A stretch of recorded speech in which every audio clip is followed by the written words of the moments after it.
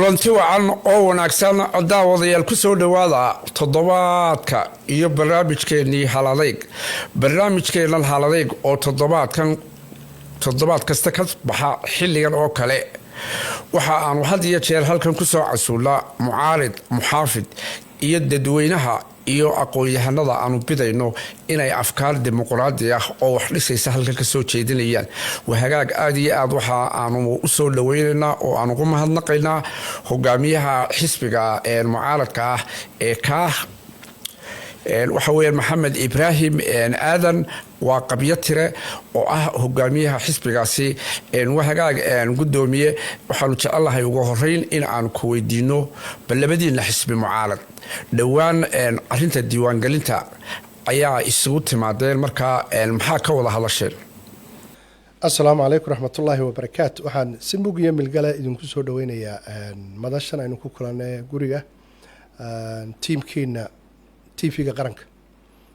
Faisal Farfadlo saaxiibkaya wayab iyo tiimka kale dhalinyarada idin la socda aad iyo aad baan idin soo dhaweynaya waxa ay tahay sharaf waxa ay tahay taariikh in TV-ga qaranka Somaliland oo maanta barnaamijkii Haladeeg xisbiyada mucaaradka ka wareysanay aad iyo aad baan soo dhaweynaa waa wax mar hore inoo eka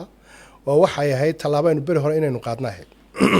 TV-gu waa TV naga dhaxeeya mucaarad iyo muxaafidba waxaanan jecelahay markana wareysataan hadday wax adag ka soo dhex baxaan lafteeda taa lafteeda deynaan laba oday waaweyn baa tinaan laga jarin saasaan idinku soo jeedinayaa su'aashaadii haddaan u soo noqdo Faysalow way jirtay labada xisbi mucaaradkii iyo muxaafidka iyo commissionkaba intaba maalmahan issue baa jiray doorashada soo socota ee deegaanka iyo baarlamaanka oo la qaban doono 2026 in ay taagneyd diiwaangelintii masana lagu gala waxba laga bedelaa commissionka qaranka Somaliland waxay soo jeediyeen 3 option 1 iyo option 2 iyo option 3 waxay dhahdeen xisbiyadii qaranka mucaarad iyo muxaafid saddexda option baanu haynaa saddexda talaabo qorshe mid doorta annagu xisbi ahaan annagu xisbiyada kala arag markaanu eegnay category iyo say u sameeyeen iyo criteria-doodii waxaanu ku qanacnay in optionka saddexaad inuu yahay midna dhaqi kara oo dalka iyo dadkana u wanaagsan saddexda option saddexdu waa isku timeline mid walba waxa weeyaan 107 maalmood bay ku soo qoreen 107 maalmood option 1ku option 2 107 maalmood oo ah 5 bilood iyo xoogaa jajab maalmo qarashkoodu bay ku kala duwan xagga budgetka bay ku kala duwan waxa kale oo dhan iyo goobaha la tagayo oo yara kala badan goobo 990 goobood ba Somaliland jira oo la dhigaa sanaaduuqda waxa marka waxay leeyihiin meelana 200 goobood ayaa lagu sameeyaa kormeer oo meelana waxa lagu sameeyaa 990 kaba la maraya meelana from scratch baa laga bilaabay waxay ku kala duwan waa lacag optionka koowaad waa 7 milyan meelaha optionka labaad waxa weeyaan 12 milyan ka kalena waa 14 milyan xoga taasi bay ku kala duwan laakiin anagu optionka saddexaad waxaan u dooranay Faisal diiwaangelinta Somaliland waxa la sameeyay waxa horta markii ugu horreysay la taskariyay 2015 markii dambena waxa la bilaabay had iyo jeer marka issue Somaliland uu soo dhaxdhaco ama taariikhiyanba la isleeyahay arintaasi ama xasaasad bay yeelanaysaa ama sensitive had iyo jeer waxa lagu bilaabaa gobolada sida Togdheer oo kale barsaabaan ka ahaa 2016 bishii afraad baa la bilaabay diiwaangelinta maanta aynu ku galno ilaa alaan 10 sanadood baa ka soo wareegay wax yar la aniga waa la yeeray waxa la yiri diiwaangelintii gobolka joogta lagu bilaabayaa gudoomiye diyaar baan haybaan diiwaangelintii markii ay ka hergashay gobolkii Togdheer waa 14 degmo iyo 103 tuulo weeye gobolka Togdheer si wanaagsan oo qurux badan bay uga dhacday diiwaangelintaas waxa gacanta markaa ku hayay diiwaangelinta kambanigii inoo keenay baa gacanta ku hayay kambanigaas gacanta ku hayay qaladaad fara badan marka lama arkin haddaan istaada samee double voting ama laba kaar qaado systemku markaa uu ku qabanay marka ilinku maxaa eegateen ka xisbi mucaarad ahaan maxaa uu optionkan saddexaad maxaa u qaadateen optionka saddexaad waxaan u qaadanay Faisal waxa ka soo wareegay nearly 10 sannadood baa kasoo wareegay diiwaangelintii 10 sannadood featureka bini aadamku wuu isbedelaa every 10 year baasaboorada internationalka waxba laga bedelaa waa kow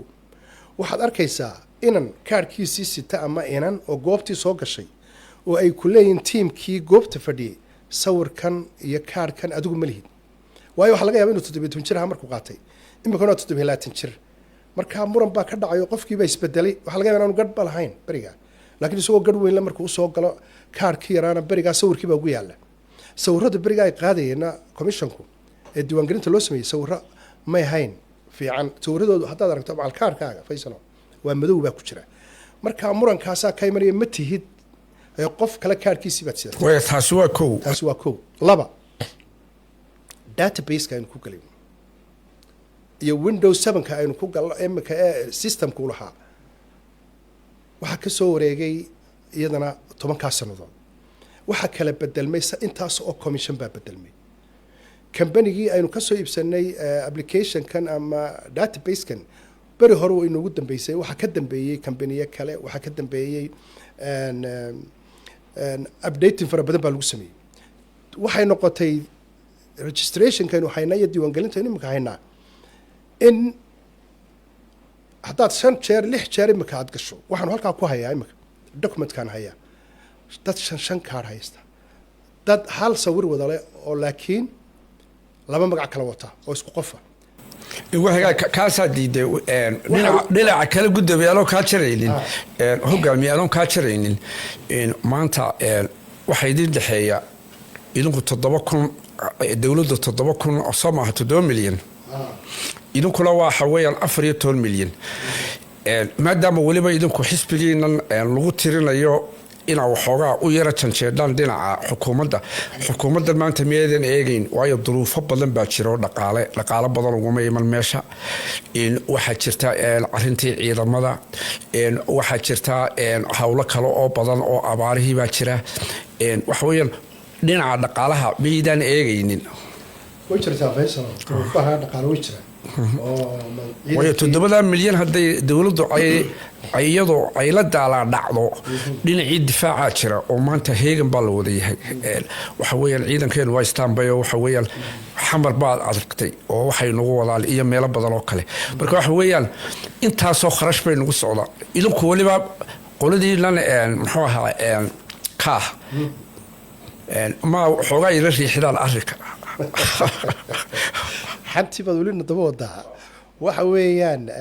xukuumadda horta haddaynu laba kala dooranno laba haddaynu nidhaahno wax qaldan aynu ummadeenna u qarino wax qaldan haddaynu ummadeenna u qarino oo ujeeddada aynu ugu qarinaynaana ay tahay dhaqaale faysalo dhaqaale lama waago laakiin waxaanaynu ka soo kabanayn waxaan innaga isna iska keen hor keenaya si fiicanna aanu shaqaynayn haddaynu dadkeenna u qarino diiwaangelinta imika taalla ee databaseka waxaa jira company weyn oo adduunyadoo dhan oo auditina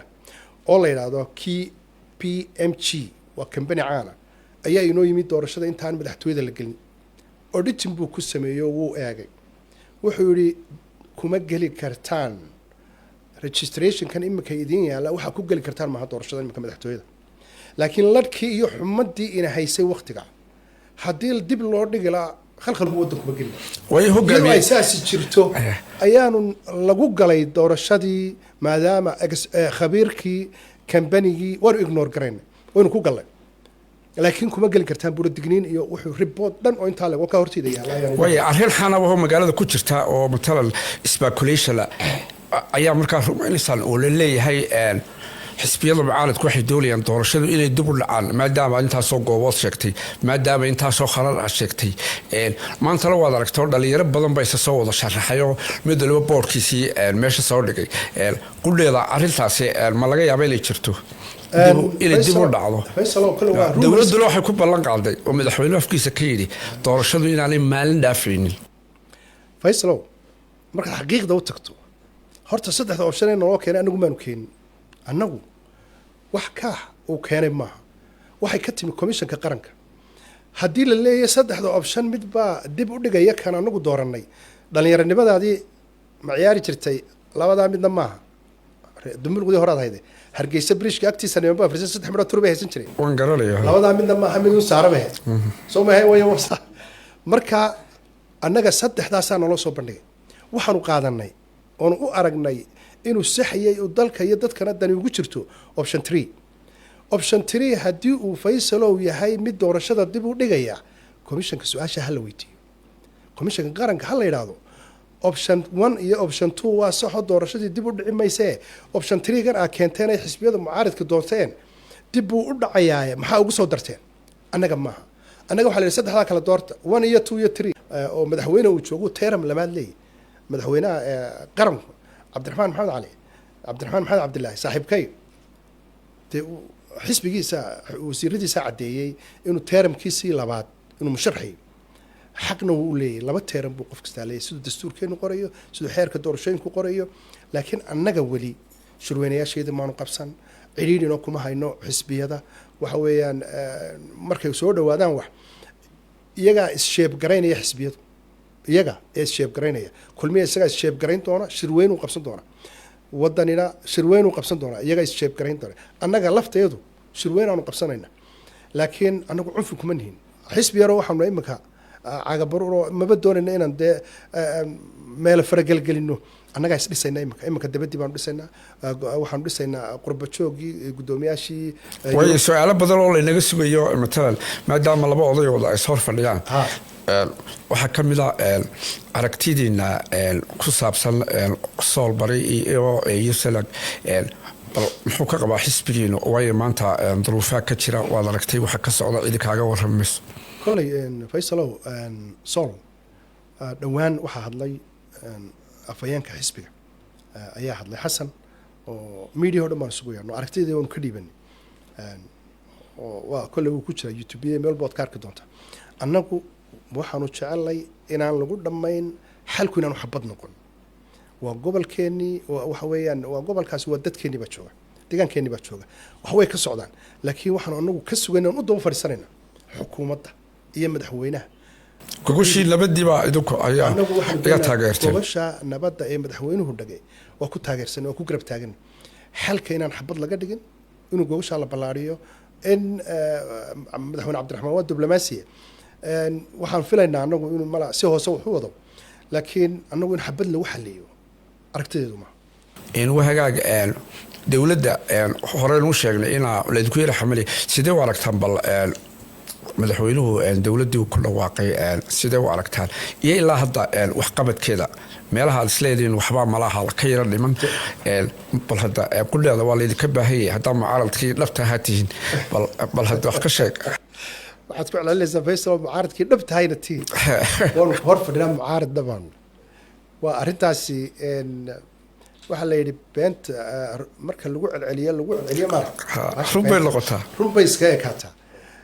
dadku way la qilaayiin dee Faysal saaxiibkaya wariye Faysal baabale dee haddaa mucaarad dhabatiin way caddaan doontaa laakiin mucaaradku maaha ka caytama mucaaradku maaha ka xukuumaddiisa lagu hayskaga duuba iyadoo wanaag wada sida aan kuu sheegin leen gugasha nabadda waa ku raacsanay wixii wanaagsanay xukuumaddayadu ay samayso waa ku garab taaganay wixii qaladana waa kaga hor imanayna waa kaga soo horjeedsanayna annagu mucaarid xisbi mucaarida oo weliba xisbiga dhowaanada kolley waad arki doontaa insha allah biidni illah welina maad arag wax qaldan oo dowladdu ku jirto isku garab taagno arrimaha nabadgelyada qudhooda sideed u aragtaa horta xukuumaddu waxaad moodaa speedkii ay ku soo gashay baabuurta markaad ciidi ka horta waad Faysalow ciidi aad gaari 4 wheel ah wadato ama aan gaari aan ahayn oo speed yaro khafiifa ku soo gasho waxa laga yaabaa in ciida gasho dadka qaar baa biliifsan waxay leeyihiin speedku ku soo galay madaxweynuhu madasha ama haddaynu ka soo qaadnaba example ciyaartooga marka laba kooxood wada ciyaarayaan ama kooxda ninka la bedelaya ee galaya warm up buu sameeyaa oo marka dareen baa dadka ku jira ah inuu very slow speed inay dowladdu ku socoto oo wixii laga doonayay aan laga wada helin annaga lafteedu ama aniga shakhsi ahaana waan la qabaa dad fara badan xukuumadda sidii aanu ka doonaynay inaanay ahayn oo sidii aan anuga lafteedu ka filayay hadday tahay xagga dad badan oo wasiira oo muxtarima oo aqoon-yahana oo garasho badan ayaa ku jira laakiin sidii aan ka filayay aniga laftaydu speedkii aan ka filayay iyo sidii aragtidii aan ka qabay xukuumaddii aan islahaa macnihi wuu soo xulayaa saaxiibka aragtideedii waxbaan yaraa question mark baa saaran ma garatay dhinac waan uga mahadnaqaynaa madaxweynaha oo waxaan ugu mahadnaqaynaa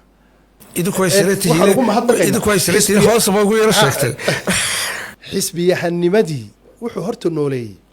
oo u abaal celiyey halkii lalahaa muuse wuu ka abaalka daro raggii la soo shaqeeyey dabaddu wada dhigan waxaanu ku ammaanayaa madaxweynaha qaranka dadkii la shaqaynayey xisbiyada berdhowt waxa loodhan jira waa laguu guurayaa maalin allaala maalintaasaa ay kursiga fadhiistaan baa lagu iloobaya markaad eegto xukuumaddiisa inta u badan 80% oo dadkii la soo shaqeeyey taa inuu xisbinimadii nooleeyo oo dadkii la shaqeeyey u abaal celiyo waa ku bogaadinayna laakiin haddana waxoogaa waxaad moodaa question mark baa dul saaran meelaha qaar oo dadku ay dareemayaan inuu isbedel oo halkaas kaga wanaagsanaan waayahay gudoomiye aad baan ku fahansanahay waxaad leedahay matalan berbere oo kale ama meelaha waxaa lagaga soo baxa food yar hargeysana maanta intaasaa lagaga soo baxa waa hagaag kafta keela waxaan ku soo xidhaynaa intaas aad iyo aad ayaad u mahadsan tahay wakhtiga badan ee aad na siisay iyo sida aad nooga ajiibtay inaanu barnaamijkan adiga oo waliba hawlo badan leh aanu kuu nimi wakhti badanna aadna sugaysay anigoo rajaynayna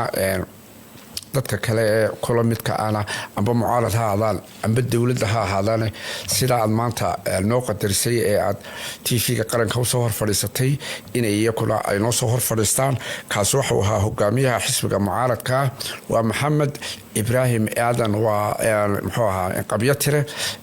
barnaamijkeenii intaasi ayaan kusoo dhaweynaynaa annaka oo